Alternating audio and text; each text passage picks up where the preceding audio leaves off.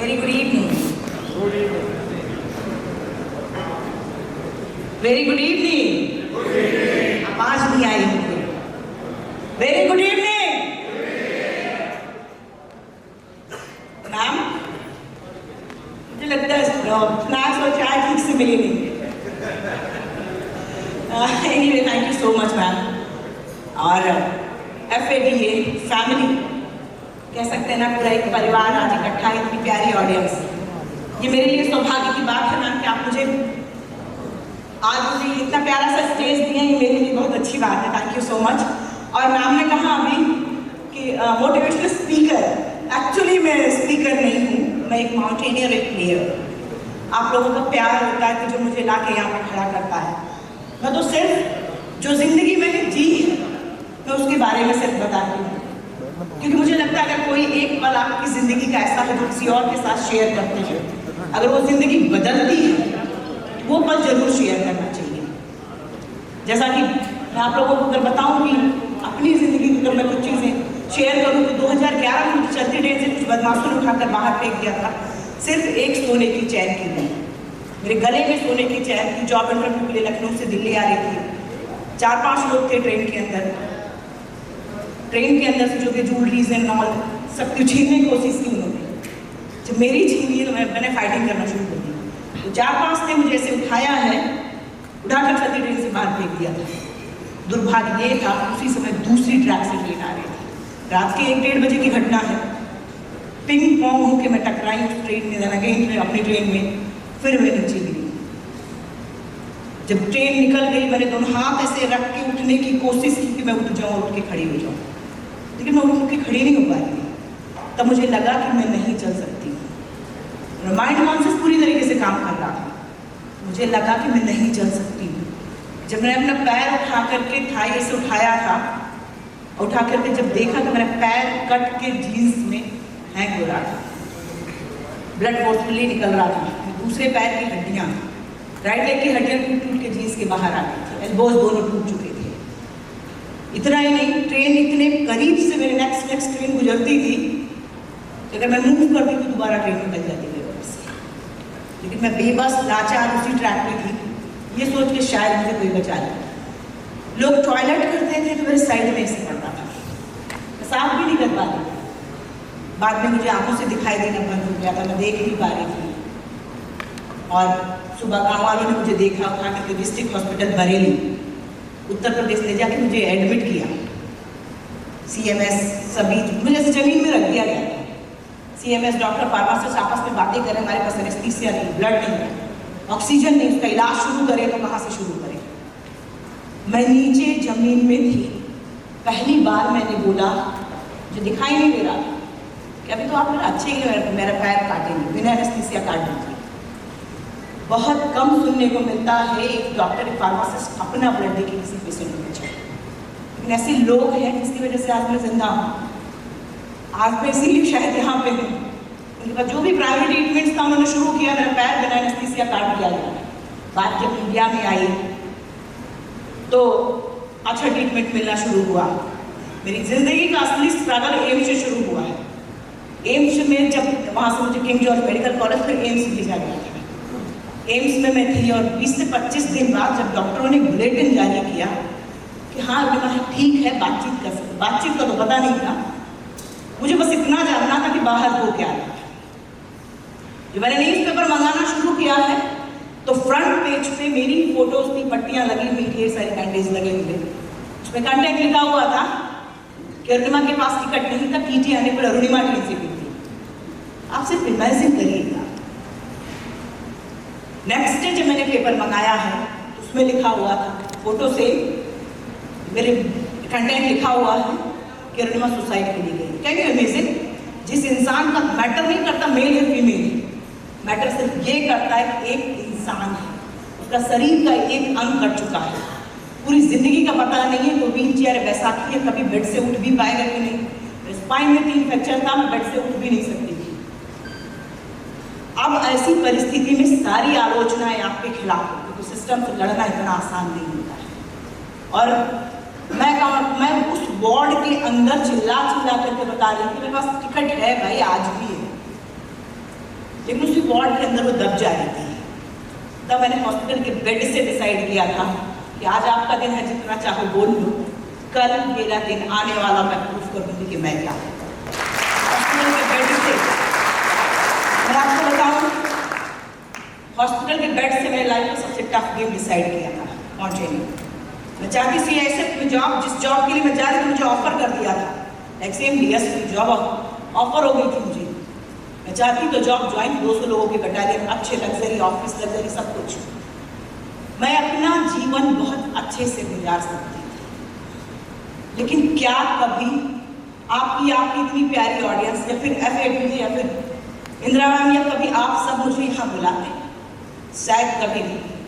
स्वामी विवेकानंद मुझे मेरे स्पिरिचुअल गुरु हमेशा कहते हैं कि हम अपने भाग्य के लिए लिखे। यकीन मानिए, जब मैं छोटी थी, जब मैंने पढ़ा था तो मुझे समझ नहीं आया, लेकिन जिंदगी में जब मेरे साथ वो चीज़ें होने लगी, अपने आप वो चीज़ें समझ में आना शुरू हुई। लेकिन अब क्या था, मैंने गोल तो डिसाइड कर लिया। होता क्या है, लीग से हटकर आप कोई गोल बनाते हैं तो आपके आसपास के लोग सिर्फ दो काम करते हैं, तो खुद के आपको पकड़ के खींच के अपने बराबर ला के खड़ा करते हैं। ये तो फ्रेंड से बोले पागल है क्या तो तुझे पता नहीं है कि माउंटेनिंग करने के लिए सबसे ज्यादा जरूरी पैर है। ये उन्हें लगता था, मुझे लगता कि हर वो इंसान जो यहाँ से विकलांग है दुनिया के कोई काम नहीं कर सकता, अगर यहाँ से स्ट्रॉन्ग है तो उसको कोई रोक नहीं सकता। मैंने अभी मुझे एक ऐसे लीडर की जरूरत थी जो मुझे सपोर्ट कर सकते, ऐसे टीम की जरूरत थी जो मुझे सपोर्ट कर सके। मैंने डोर टू डोर जब ऐसे स्पॉन्सर मांगा है, नॉर्मल में कोई पैसे नहीं लगाता, दिव्यांग को पैसे कोई क्यों लगाए? सबको पता था पॉसिबल नहीं है, हर कोई। और मुझे फ्रंट से हर कोई बोल देता था ये पागलपन है। जब मैं ट्रेनिंग में थी, ये हॉस्पिटल में थी, एवरेस्ट की ट्रेनिंग में थी, अभी हॉस्पिटल में थी, जब लोग मुझे पागल और सनकी बोलते थे मुझे मेरे गोल के प्रति, तो मुझे बहुत गुस्सा और इरिटेशन आता था। लेकिन आज की डेट में जब लोग मुझे मेरे गोल के प्रति पागल बोलते हैं तो मुझे बहुत खुशी होती है। क्यों? क्योंकि मुझे उस पागलपन का मतलब समझ में आता है। जिस दिन आपको आपके गोल के प्रति लोग आपको पागल बोलना शुरू कर देंगे, उसी दिन आप समझ लीजिए आपका गोल आपके बहुत करीब है, कोई रोक नहीं सकता है, कोई भी नहीं रोक सकता है। इतिहास उठा करके देख लीजिए कि जब जिस पर ये समाज हंसा है, उसी ने इतिहास में रचा, ये भी एक इतिहास है। आप इतिहास उठा करके देख सकते हैं। मैंने आप हॉस्पिटल से निकलते क्या सोचते हैं? जिंदगी कैसे चलेगी, नौकरी करना है या फिर बिजनेस करना है, कैसे जिंदगी को सेट करने की कोशिश करती है। आप यकीन नहीं, मैंने कभी नहीं सोचा। मैंने सिर्फ दो चीजें सोची। एक तो एवरेस्ट सबमिट कैसे करना है, पूरा दिमाग लगा दिया, और जिन जिन लोगों ने मेरी आलोचना की है उसका जवाब कैसे। दो चीजें मेरे दिमाग में चल रही थी। और इसलिए हॉस्पिटल से निकलते ही जब मैं रेलवे स्टेशन गई हूँ तो मैं इतना VIP नहीं थी कि मेरा वेटिंग टिकट एक फ़ोन करने पर कन्फर्म हो जाता, ऐसा कुछ भी नहीं था। अंदर गई हूँ, मेरा प्रोस्थेटिक लेग लग तो गया था, आर्टिफिशियल पैर लग गया था, लेकिन जब मैं बॉडी का वेट अपने प्रोस्थेटिक लेग पे लेती थी, स्टम्प से ब्लड आ जाता था।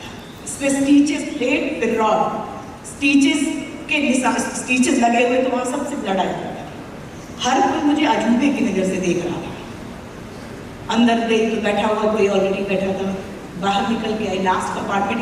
एक हैंडीकैप कंपार्टमेंट होता है ट्रेन में, एक कंपार्टमेंट होता है, मुझे पता नहीं था, लेकिन बाद में मुझे समझ आ गया। जब अंदर गई तो ऊपर की एक सीढ़ी, ऐसे पोल था, पोल को क्लाइंब करके, रॉड था, क्लाइंब करके मैं ऊपर की सीढ़ी, ऊपर की सीट पे, पहला ही कहते ना एवरेस्ट जर्नी का पहला स्टेप था मेरी, ऊपर की सीट को क्लाइंब किया, ऊपर की सीट मुझे मिली है।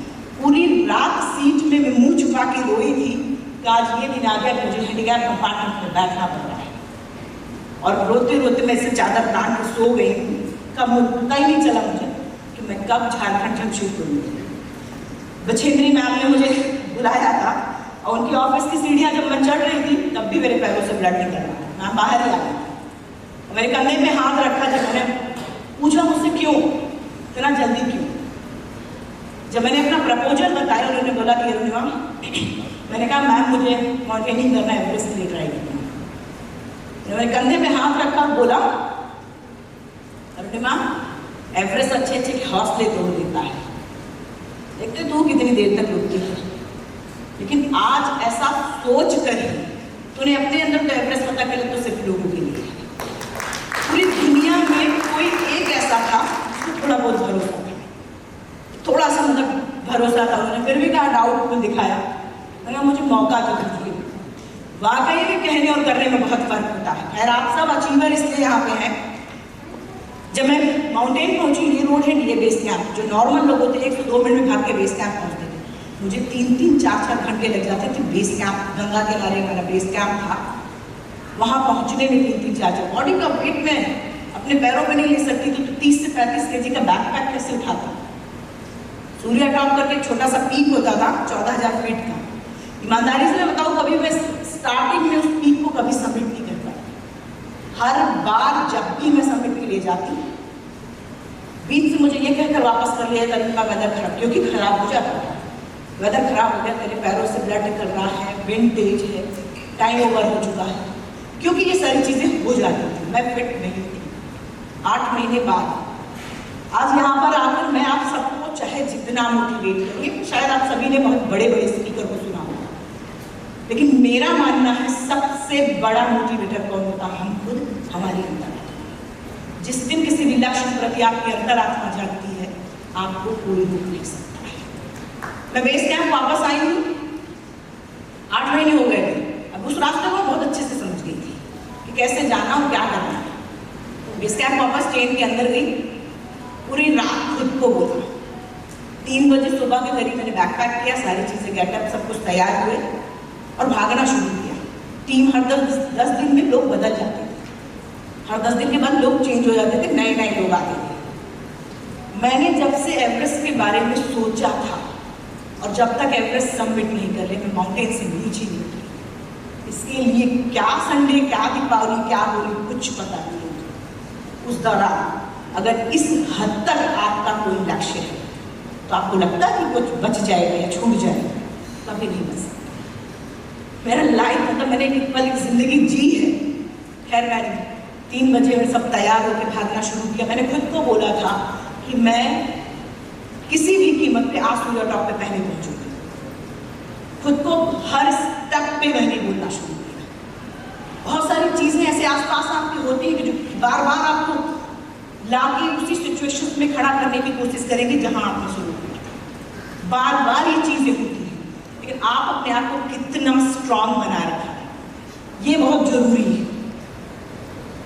मैंने खुद को पुश करना शुरू किया और करीब 20 मिनट पहले उस सूर्या टॉप पे मैं उस दिन थी। मैं खुश थी, सबके लिए बहुत छोटा पीक था, लेकिन मेरे लिए तो बहुत बड़ा था। और मैंने खुद को थपथपाया था, नीचे बैठ के उस पीक पर मेरे पास जो भी बिस्किट वगैरह तो मैं खा रही थी, और तो झुक के मैं नीचे देख रही थी। तो जो नॉर्मल लोग थे वो धीरे धीरे क्लाइम करके आ रहे थे। मुझे उससे भी ज़्यादा खुशी तब होना शुरू हुआ जब वो सारे लोग पीक पर आकर मुझसे ये पूछते तुम खाते क्या हो। बेस कैंप में आप हमारे सामने अपना प्रोस्थेटिक लेग पहन रही थी, कैसे? मैंने उस पीक पर बैठे बैठे सिर्फ इतना बोला था, जो मेरा गोल है, मेरा पैशन है, मेरी जिंदगी है, मेरी ज़रूरत है। कोई भी, और सबसे ज़्यादा जो कहते हैं ना, मेरा जुनून था। अब कोई भी गोल जब आपका जुनून बनता है, जुनून आपसे वो करवाता है जो शायद हम खुद नहीं कर पाते। वो गोल मेरा जुनून था। कोई भी गोल जब आपका पैशन होता है तो आप खुश होकर करते हो। ऐसा नहीं कि आपको पूरा ऐसे थोप दिया गया बस आप लेके चले। पैशन होता है, मेरा तो ज़रूरत भी थी, पैशन था, मतलब सब कुछ था, मेरा जुनून था, सब कुछ था मेरा। मैं तो वो जो दिव्यांगता का माला मेरे गले में था वो निकाल कर बाहर फेंकना था। खैर, मेरी इस जर्नी में सबसे ज़्यादा प्रॉब्लम है कि लोगों को समझा पाना। आज वर्ल्ड के 7 कॉन्टिनेंट्स होने के बाद भी लोग डाउटफुली देखते हैं कि क्या जरूरत है, दिमाग बस हो गया है, लेकिन मैं उनको कैसे समझाऊं? आज भी ये चीज़ होती है। खैर, मैं जब फाइनली एवरेस्ट के लिए फिट थी और मुझे पूरा स्पॉन्सर मिला है एवरेस्ट के लिए, जब मैं गई हूँ, जब भी बड़े पीक पे जाते लोकल गाइड होती थी, शेरपा, नेपाल में शेरपा बोलते हैं गाइड। उसमें मेरे एक पैर को देखा तो रॉड जैसा है, दूसरा स्टीचेस के निशान, बोला अरे माइनस टेम्परेचर में क्रैक हो जाएगा। मीटिंग में उसने बोल दिया नहीं हो सकता, ये तो बिल्कुल क्लेम नहीं कर सकती। चंद्री मैम ने उसको डांटा, बोला तो चुप रहा। उसने एक एक करके सारी ट्रेनिंग ली है, कर लेगी तो उसको साथ में। इंडिया से हम 6 लोग थे, रॉकी एरिया तक सबसे अच्छा सबसे आगे में चले। जैसे ब्लू और ग्रीन आइज शुरू हुआ, आपने देखा होगा चाहे अचीवमेंट्स हो और चाहे माउंटेन हो, अचीवमेंट्स हो या किसी का भी अचीवमेंट्स हो या माउंटेन, जितना वो सुंदर दिखता है उतना वो हार्ड होता है। हमें सुंदर दिखता है, उसके बीच का जो स्ट्रगल्स होता है शायद। और मैं आपको बताऊं, ये स्लोप होता था, मैं पैर रखती मेरा पैर स्लिप हो जाता था, मेरा पैर स्लिप हो जाता था, मेरा आर्टिफिशियल पैर ग्रिप भी नहीं बना पाता था। मैं जैसे ही पैर रखती ब्लू आइस हो जाता है और ग्रीनिश हो जाता है, बहुत पुराने आइस जो होती है। मैं पैर रखती मेरा पैर स्लिप हो जाता।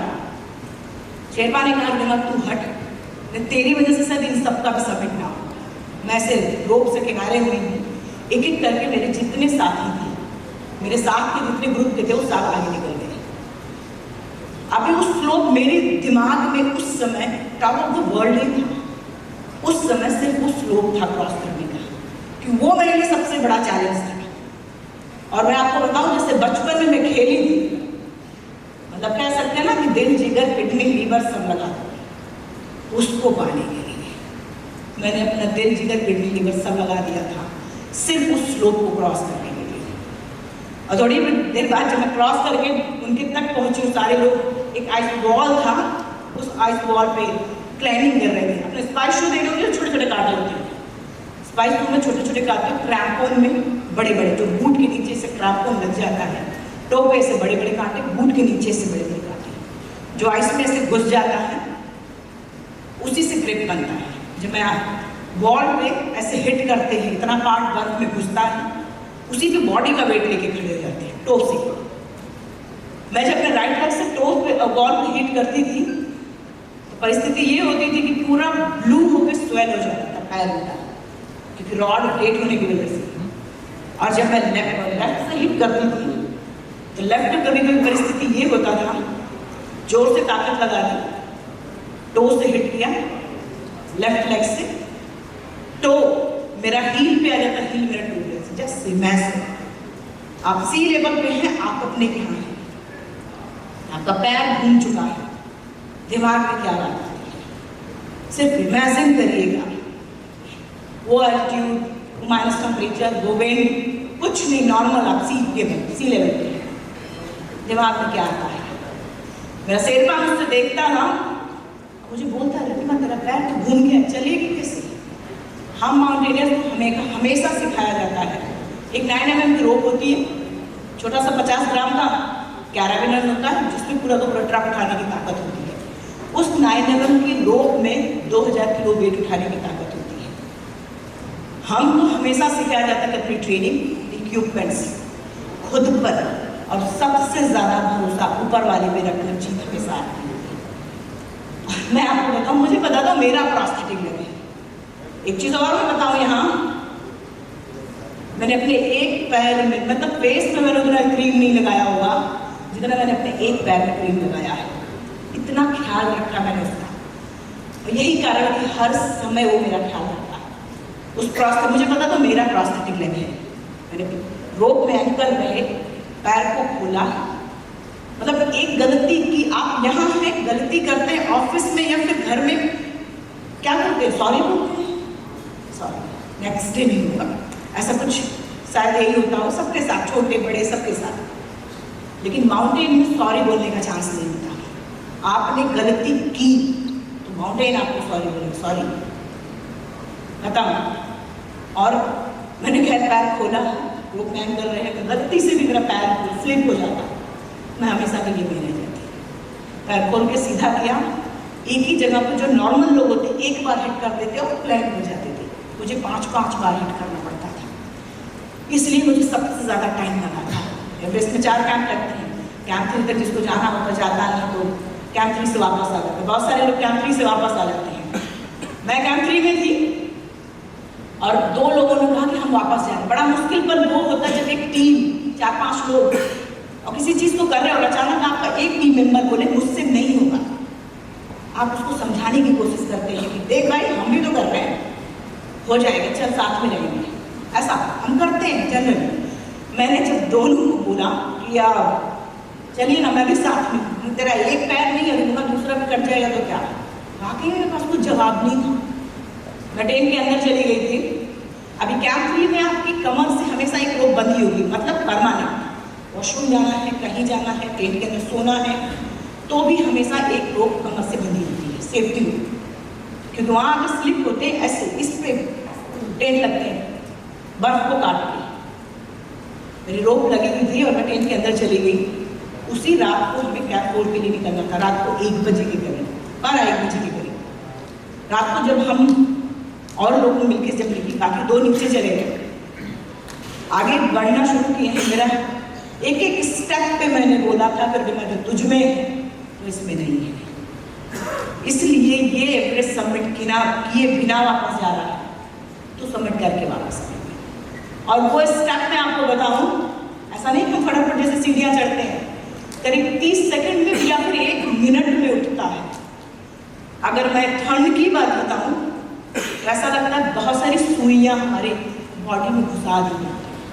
एक्सट्रीम ठंड और विंड, हम रोप में होते हैं, विंड एक तरफ ऐसे वॉल पे, कभी आइस वॉल पे इधर टकराती, कभी ऐसे इधर टकराती है, मतलब विंड कंटिन्यू चलती रहती है, स्नो गिरता रहता है।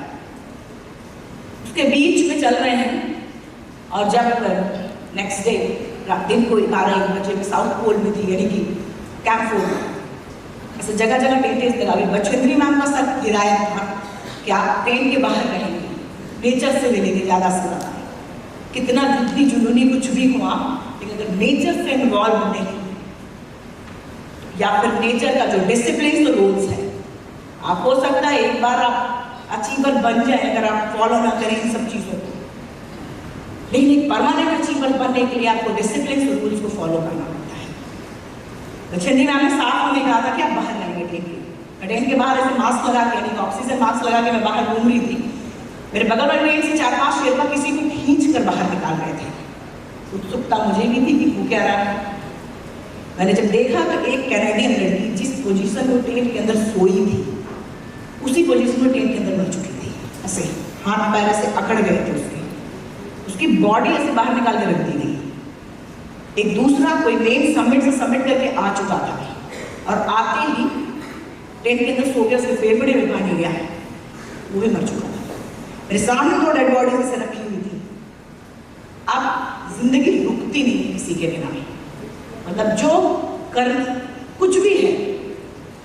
अगर आप शेयर मार्केट का जिगजैग को आप ज्यादा समझते हैं तो मैं उसे कि अगर आप यहाँ हैं और यहाँ रह करके अगर आपको यहाँ पहुँचना है तो भी आपको लगातार काम करना है। और यहाँ पहुँच के अगर आपने काम किया, आप अचीवर हैं, टॉप पे हैं, तो यहाँ रहकर अगर आपने थोड़ा सा जब आप रिलैक्स करते हैं, फाइनली पहुँच गए, ये वाला जैसे भी आपका होता, मतलब पलक झपकते ही आप रिलैक्स होते हैं, दूसरा उठाता है, क्योंकि जो आपका कंपटीटर होता है उसी समय उतना ही काम कर रहा होता है। आप रिलैक्स होते हैं, दूसरा आपको आप सेकंड का आधार पे पलक झपकते ही आपको रिप्लेस कर देता है। सेम माउंटेन में मतलब पलक झपकते ही ट्रेन के बाहर होता, वो ट्रेन किसी और को चलती है। मेरे सामने ऐसे 2 डेड बॉडीज थी। अगर आप ये सोच रहे हो कि मुझे डर नहीं लगा, मुझे बहुत डर लगा था। मैं डर गई थी कि ऐसा जब ये नॉर्मल ट्रेन के साथ अगर ऐसा हुआ तो मेरे साथ क्या होगा। ये कैंप 4 है, ये मेन सबमिट है। यहाँ से यहाँ की जो दूरी थी करीब 3500 फीट। ये इसका नाम ही पड़ चुका है डेथ जोन एरिया। इसका नाम डेथ जोन एरिया पड़ चुका है। ज़्यादा से ज़्यादा मौतें एवरेस्ट पे यहीं होती हैं। मेरे ग्रुप में सारे लोग जा चुके थे क्योंकि किसी को यकीन नहीं था कि मैं सबमिट कर भी पाऊंगी। मेरा शेरपा जब निकलना शुरू किए, जब तक डे लाइट थी तब तक तो ठीक था, दिन का उजाला था बढ़िया, लेकिन जैसे अंधेरा हुआ मेरी हेडलाइट जलाई किसी ने, मतलब चल रही हूँ मैं बर्फ में क्लाइंबिंग कर रही हूँ और हेडलाइट जिधर ही जा रही है मुझे उधर ही डेड बॉडीज नजर आ रही है। आज भी एवरेस्ट पे 99 या फिर शायद उससे ज़्यादा की डेड बॉडीज पड़ी हुई है। और इतना ही नहीं, जिस रोप में मैं हूँ उसी रोप में मतलब ऐसे आगे मैं चल रही हूँ, शेरपा मुझसे पीछे है और जब तक मैं उनके पास पहुंची उनके वहाँ से बॉडी एक बांग्लादेशी उनका ऑक्सीजन खत्म हो गया था, रोक वैसे उलट गया, फेस ब्लू पड़ चुका था, आंखें खुली, हुड है, हुड में छोटे छोटे स्नो के पार्ट गिर रहे थे, मुंह से आवाज आ रही थी। कितना बड़ा माउंटेन, कितना बड़ा दिलेर क्यों ना हो, उसके हौसले तब टूटने लगते हैं जब उसकी आंखों के सामने किसी को मरता देखता है। बार बार दिमाग में सिर्फ इतनी बात आती है कि जिस गोल के लिए मैं जा रही हूँ उसी के लिए मरना है, तोड़ने लगता अंदर से। शेरपा मुझसे जब तक मैं उसके पास पहुंची, मूवमेंट खत्म हो गया था, शेरपा मुझसे पीछे से गया, मैं वापस, मैंने बिना कुछ बोले सेफ्टी रोप, जो कमर हमेशा रोप पे बंधी होती है, एक मेन रोप होती है उसमें बंधी होती है, जब स्लिप भी करते हैं तो रोप में रुकेंगे, मैंने उसकी वो ऑलरेडी एंकर था उसमें, मैंने अपना सेफ्टी रोप खोला है, उस डेड बॉडी के आगे लगाया और उस डेड बॉडी पर बांधते हुए मैंने सिर्फ इतना बोला था, इन सब में से यहाँ पर जितने लोग हैं, इन सब में से अगर सभी ने एवरेस्ट सबमिट कर लिया तब तो ठीक है, अगर नहीं सबमिट किया है मैं सबके लिए एवरेस्ट सबमिट करके जिंदा वापस जाऊंगा। सिर्फ इतना बोलकर मैं इतना डर गई थी। आज भी मेरी जिंदगी के वो पल मैं आपके साथ जरूर शेयर करती हूँ, मेरी जिंदगी के ऐसे पल जो शायद ही मैं शब्दों में बयां कर पाऊँ, कभी मैं भूल पाऊँ।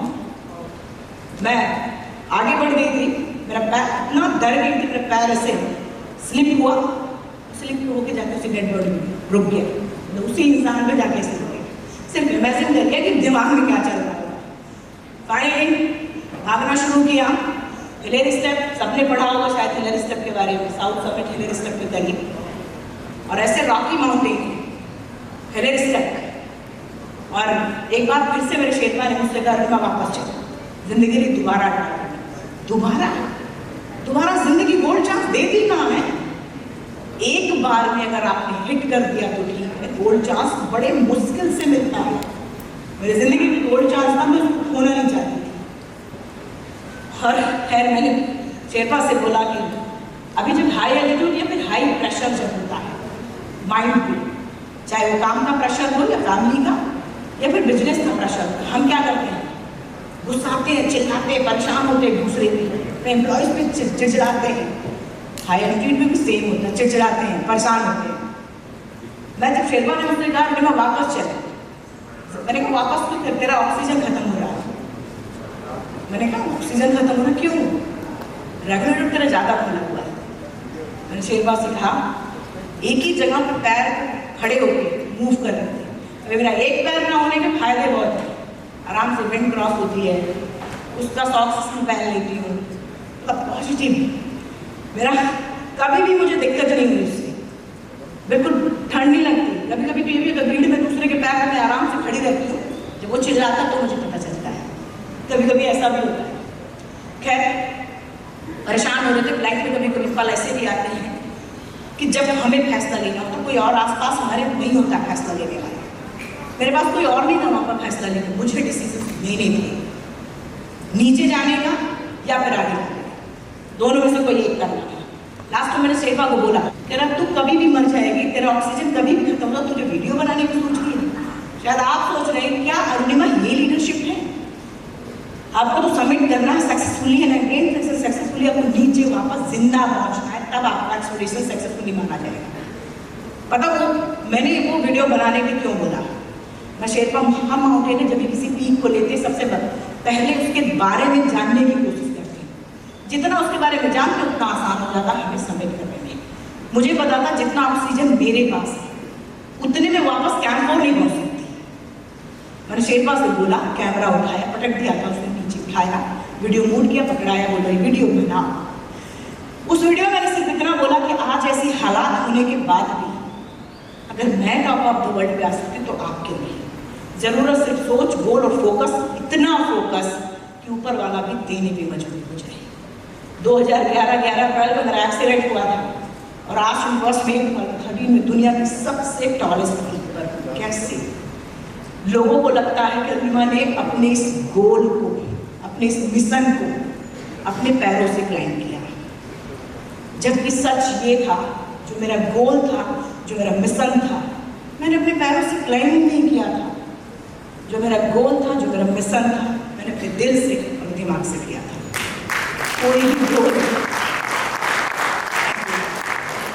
भी गोल जब आप अपने दिल और दिमाग का कॉम्बिनेशन बना के करते हैं ना, तो कोई नहीं रुक सकता। और फाइनली मैं और शेरपा वापस फ्लैग लगाया और भागना शुरू किया है नीचे। वीडियो भी बन गया। मैंने कहा तुमने पास कर, अगर मैं ना जिंदा जाऊँ तो देश पहुँचा देगा और यूं तक पहुँच जाएगा। भागना शुरू नीचे। मैंने वो तड़प भी महसूस की कि इंसान बिना ऑक्सीजन के कैसे तड़पता है। थोड़ी दूर चलने के बाद ऑक्सीजन पूरी तरीके से खत्म। जिस चीज़ का मुझे और शेरपा को पहले से ही पता था खत्म होगा, कैंप नहीं पहुँच सकते। अब स्नो पे यानी वाइट चादर पे से मुंह दबा के मैं सांस लेने की कोशिश करती थी, खत्म ही नहीं होता था वो तड़प। ऐसा बहुत अजीब सी उलझन होती थी कि मैं शेरपा को ऑक्सीजन में छीनने की कोशिश करी कि तू दे दे, जबकि मुझे पता था अगर वो दे देगा वो मर जाएगा। लेकिन उस समय पता नहीं चलता। मैं शेरपा को बार बार छीनने की कोशिश करती। मैं कैंपोर के आसपास होंगे तो कुछ हो सकता है, यहाँ कुछ नहीं हो सकता। मुझे तो यकीन नहीं था तो एवरेस्ट सबमिट करेगी। समझ किसको आ रहा है उस समय। उसी समय 10:55 में मैंने एवरेस्ट क्लाइंब के 6-7 मिनट में टॉप पर थी। जैसे जैसे मतलब 11 बजे के बाद अगर कोई अटैक करता है तो उसको सुसाइड अटैक बोलते हैं। 6-7 मिनट में टॉप पर थी, 11 बज चुके थे। वेदर इतना खराब हो जाता है कि विंड आपको उठाकर फेंक देती है। उसी समय एक ब्रिटिश क्लाइंबर नीचे से ऊपर की तरफ आ रहा है, जिसके पास 2 ऑक्सीजन सिलेंडर। जनरली सबके पास 2 होता है, एक जाने के वापस आने का। मैंने दोनों लगा दिए थे जाते वक्त। मैं स्लो चली। उस ब्रिटिशर ने जब देखा वेदर इतना खराब हो जाता है ना, धुंध क्लाउडी सा हो जाता है कि मेरी पीक दिखता नहीं, लोग भटक जाते हैं, इसलिए नहीं जाता। एक को ड्रॉप किया उसने, एक ऑक्सीजन को, दूसरे को हाथ से लगाया, वापस लगाया, ब्रिटिशर नीचे जाने लगा। अब शेरपा जो इम्पोर्टेंट लोगों में से मेरी जिंदगी में एक वॉकिंग डिस्टेंस पर उसको ऐसे उठाया, आके हाथों से वेट किया, ले आया, मुझे लगाया और बोला रिमा तू बहुत लकी है। अभी मैं चुप थी, 2 रीजन था। एक तो मेरे पास ताकत नहीं थी कि मैं बोलूँ कैसे, दूसरा अगर बोल भी देती तो थप्पड़ खींच के मारता है। और वो बोलता कि टॉप में तूने मेरी बात नहीं मानी, 6-7 मिनट तूने वेस्ट किया था। नीचे भागते तो शायद थोड़ा पास पहुँचते स्क्रैप की। तो 2 रीजन थे मेरे चुप रहने के। लेकिन जब ऑक्सीजन जाता है तो दिमाग भी काम करता है। बार बार मुझे बोल रहा था कि दिमाग तो बहुत लकी है, भगवान भी चाहता है कि जिंदा रहे। मुझे नहीं पता, यहाँ पर बैठे मैं किसी की भावनाओं को ठेस नहीं पहुँचाना चाहती। लेकिन अगर बात करें मेरी, न मैं लक, न भाग्य, न किस्मत, इन तीनों में भरोसा नहीं करती। क्योंकि मेरा मानना है लक भी उसी का साथ देता है जिसके अंदर जीतने का जज्बा है। अगर आपके अंदर जीतने का जज्बा है तो आप परिस्थितियों को मोड़ देते हैं। मेरे भाग्य ने तो लिख दिया था कि मैं व्हील चेयर पे आ जा, आराम से फ्री का एक एक्सक्यूज बढ़िया सा है तेरे पास, आराम से जिंदगी गुजार। लेकिन वो मुझे मंजूर नहीं था। जो भी भाग्य लग किस्मत था, भागना शुरू किया है मुझे, जो भी आप मानते हैं ऑक्सीजन मुझे मिला, भागना शुरू किया नीचे। और एवरेस्ट पे ज़्यादा से ज़्यादा मौतें नीचे आते हुए वक्त होती है। मैं नीचे आ रही थी और सभी मोस्टली लोग निकल चुके होते, फटाफट भागते हैं। मेरा इको एक्सपीडिशन था, ह्यूमन वेस्टेज भी होता था पाउच में, बैग में रखो, एक तरफ हमारा खाना, दूसरी तरफ हमारे फ्लैग में जिस भी भगवान को आप मानते हैं वो, और फिर उसी बैग में मतलब रख के हमें लाना पड़ता था क्योंकि इको की दृष्टि से। और फिर नीचे लाके काउंटिंग होती थी। खैर मैं फटाफट नीचे की तरफ भाग रही थी। सामने ऐसे पानी थर्मस पकड़ रखा है, ऐसे बैठ गए थे। ये सब गर्म हो गया था उनका, हाथ में ढक्कन है, पता नहीं वो पानी पी पाए थे कि नहीं। और ये सब बर्फ मैंने जब से हिलाया नीचे करने पे तो लुढ़कते हुए नीचे गिर गए थे। इतना ही नहीं, आपके हाथ सामने पानी का बोतल कितनी देर तक पकड़ के ऐसे रख सकते हैं। बहुत सारे माउंटेनियर्स होते हैं, हाथ ऐसे परमानेंट ऊपर रखना पड़ता है। वो खुद कैराबिनर्स खोल देती है कि छोड़ो अपना फ्रेम है, और इतना पेनफुल होता है वो उसको बर्दाश्त नहीं कर पाएगा। स्टीलिंग का जाएगा की डरा हुआ है। फाइनली खैर मैं नीचे फटाफट भाग रही थी। एवरेस्ट और ये आ रहा होगा किया है जो सोचा था वो किया था, और अचानक इसी उधेड़ स्ट्रीमिंग दे दीजिए। शेयर कर, शेरपा फटाफट भागे जा रहा, हाँ बहुत दूर है मुझसे, किससे शेयर करें कि हाँ आपने जो सोचा था वो कर लिया है। खुद से मैं अपने आप में खुश थी और अचानक मेरा प्रोस्थेटिक लेग भी लग गया। एवरेस्ट पे कभी कभी -60 डिग्री से भी ज़्यादा टेम्परेचर डाउन हो जाता है। विंड इतना तेज होती है कि विंड से स्किन अगर खुली है तो क्रैक हो जाती है स्किन। अचानक मेरा पैर निकल गया था। अभी वो जब सामने मौत दिखती है, मैं आपको बताऊं, ऐसे आंसू आता था, मास्क नहीं होता, आंसू ऐसे आता, यहाँ तक जम जाता था। वो एग्जाम्पल सही होगा गलत होगा मुझे नहीं पता, मेरे मुंह में लार आता था, तो वैसे नीचे स्प्लिट करती थी तो एक कुछ से आवाज होती थी, मतलब यहीं पे जम जाता था, नाखून और मांस से फट जाते थे और यहाँ सबसे ब्लड आता और बाहर जम जाता। और फाइनली जब मुझे लगा रोने धोने से कुछ नहीं होगा, चिल्लाई जोर से। एक तो मेरा पैर काट लिया, फिर दिमाग में माउंटेन, सब कुछ होने का नहीं, दिमाग की माउंटेन, आज एवरेस्ट सबमिट कर लिया। तो आप क्या चाहते हैं, जिंदा वापस ना जाऊं? लगा दो जितनी ताकत तुम्हारे पास, मेरे पास जितनी ताकत है मैं भी लगाऊंगी, लेकिन जिंदा वापस जाऊं। आप फाइटिंग करके तो देखिए जिंदगी कैसे बदलती। मैंने हर समय लड़ाई की है उससे, और इस हाथ को ये सब एकदम फ्रीज हो गया था, मोड़ा है इसलिए सब स्किन फट गई थी।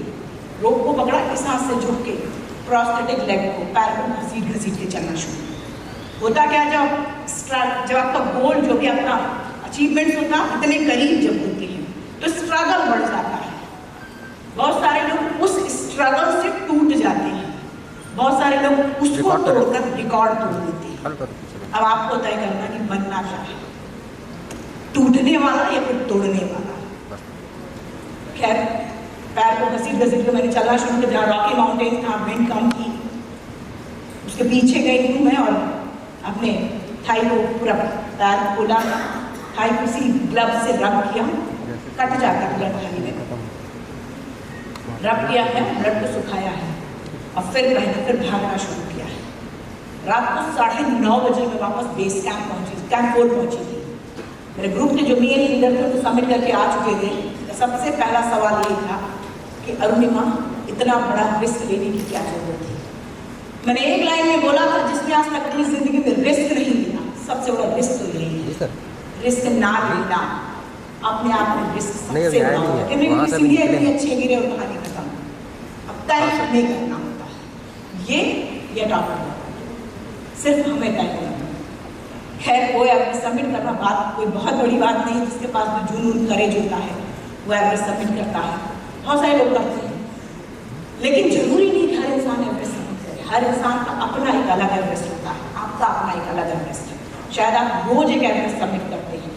आप ये समझ लीजिए, जब आपके जीवन में प्रॉब्लम्स और जिम्मेदारियां चरम सीमा पे आ जाए, जब आपके मन से आपके दिल से आह निकलना शुरू, आह अपनी बर्दाश्त करो, तब आप समझ लीजिए ऊपर वाला आपके लिए सुनहरा सवेरा लिख चुका है।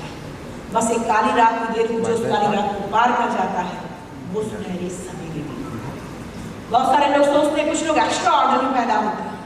यकीन मानिए मुझे कभी नहीं लगा, मुझे शुरू से यही लगा है कि हर किसी के अंदर कुछ ना कुछ अलग क्वालिटी होती है।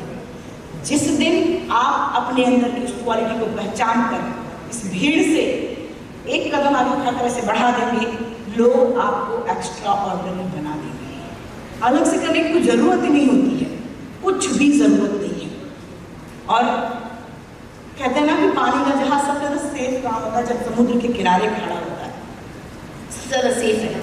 लेकिन क्या उसका काम ये है, क्या उसका काम ये है कि समुद्र के किनारे खड़ा है?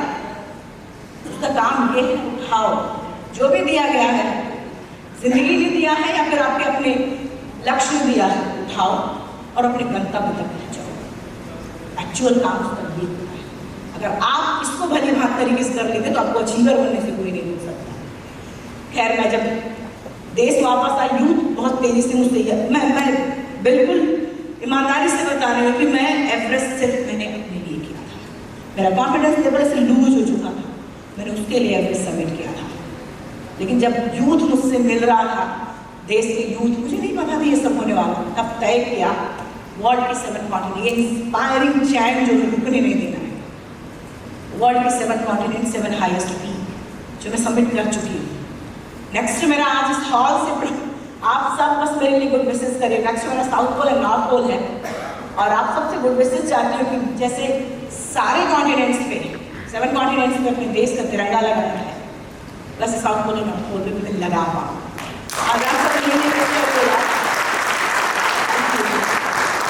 ये जानना इनकी फेवरेट